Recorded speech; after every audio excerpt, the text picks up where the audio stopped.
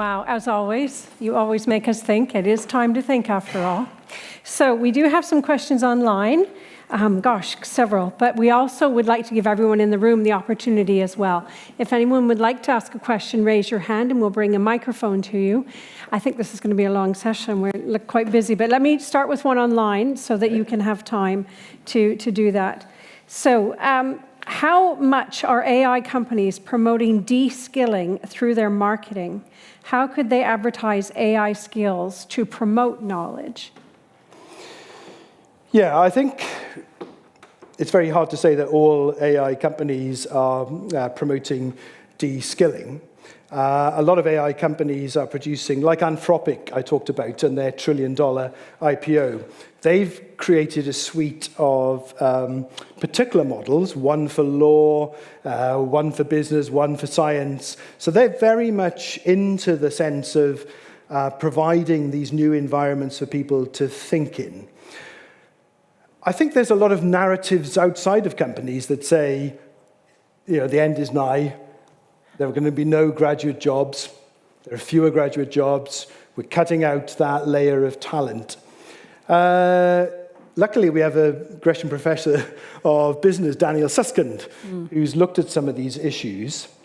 I would say that whatever we're hearing in newspapers or reading in marketing, let's not forget that we have agency. We are, in the Pope's word, magnificent humanity.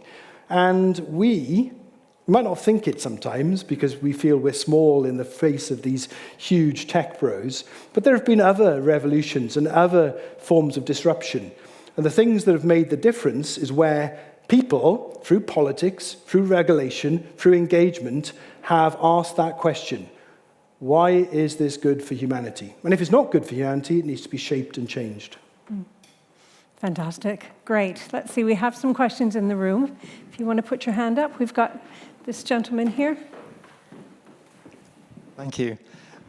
You spoke quite a lot about the environment. In fact, my takeaway is that was your chief point you wanted to make. Now, the environment of your lecture as you presented to us is that you've got very default typography, and you apologetically presented us with a lot of AI visual slop. Yeah. Did you ever consider collaborating with a typographer, a graphic designer, an illustrator, maybe even a sound designer to get better sound in here, to make a better experience for us as the viewers of your lecture? So answer is no, is the most direct one. And then the more considered answer is absolutely. That sense of drawing in people who understand, be it a cityscape or a musicscape or a visual presentation, in creating any experience, having that set of talents would be valuable. Of course, I'm constrained in what I can draw on and the time, but if I did have that, then I would see, as with the great films we've seen and the great art we see, and even Michelangelo, he wasn't simply a person on his back. He was surrounded by an ecosystem of collaboration and contribution. And I think using AI in that kind of socially connected and expert environment will be the way in which we will produce things which AI on its own will never, ever be able to imagine or present. So I've taken the critique, and the next set of lectures, which start in September, I will try and collaborate a bit more with some artists and some sound designers. Thank you. Great. Another question here in the room. Hello. Hi, Professor. Thank you for this series. Really informative. Thoroughly enjoyed them. My question is more on, you said how our thinking might be influenced or is getting influenced by this daily usage of AI. How do you think this is going to cause, what sort of changes it will change in human-to-human relationship?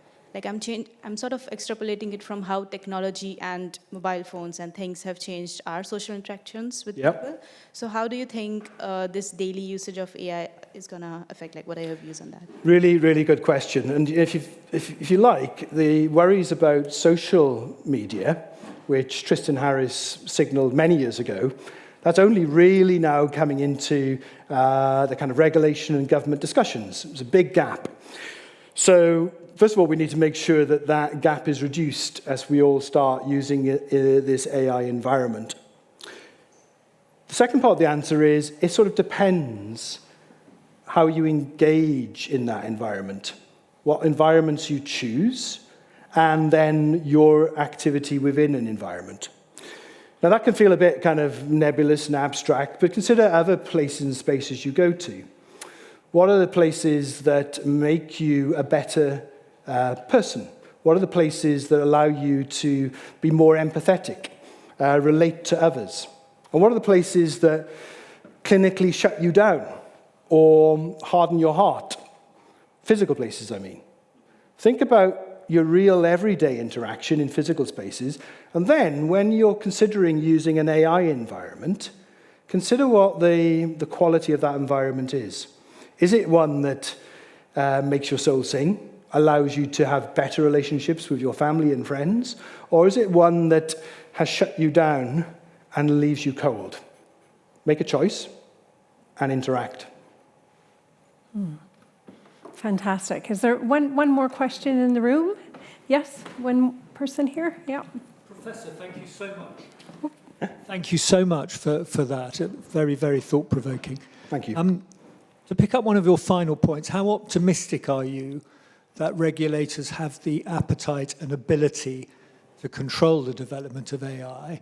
And how optimistic are you that developers, if they are regulated, will have an appetite for compliance, given that they're all trying to make as much money as possible? Well, the first answer, I suppose, is look at other examples. Some things which really needed regulating quite a while ago took a long time for people to wake up and see the harms, and then to see how they could be controlled. Some people, and I'm not one of them, has made the analogy between AI and social media and smoking. I think that is too extreme. I am optimistic about what AI can do for us as individuals and for society. But there is a lot of lag for regulating, controlling social media. It was only last year that Australia started this push to stop people under the age of 16 of using these services. So anyone who's making a system and wants to make lots of money will, of course, fight back. And that could be a creative and constructive tension. I think regulators and governments, perhaps with the story of social media, are going to be more attuned now, so the gap between seeing the problem and acting could be shorter. But the biggest optimism, I think, is, well, some of you might have seen it. Eric Schmidt did a commencement address in the States last week. Eric Schmidt was the CEO of Google, and he started to wax lyrically about AI. And this hall full of young people booed him. Now, I think that was a bit rude, but I really felt hopeful, because those young people weren't just being Luddites pushing against it. I think they were asserting that magnificent humanity. And through that magnificent humanity, I have great optimism. Great. Good. And we have one more question online, which is very apt at this point in the evening. What are you planning to cover in next year's lectures? Oh, the cliffhanger. Yeah. Oh. You can't tell us. Well, the cliffhanger is, at this point, yeah, well, I just want to say, I mean, some of you, and you know who you are, have been to all of these lectures. Some of you, this is the first time. I really appreciate you coming, be once or many times. Gresham is a great place to think. The other thing is, AI is fascinating to me. And in the next set of lectures, starting in September, I'm going to take what we've learned so far in terms of AI as an environment, and then pick apart different things that you might want to do in your life, be it be creative, be it a member of society that could contribute to politics, and understand how we can use AI in those ways. Now, my background is A, computer science, B, design, and various types of cognitive thinking. And I will continue to bring that into the mix, but ensure that we get under the hood, perhaps a bit more than this series, of the algorithms and approaches. It's not a very exciting cliffhanger. You can work on it over the I'll have to summer. work on it. Yeah.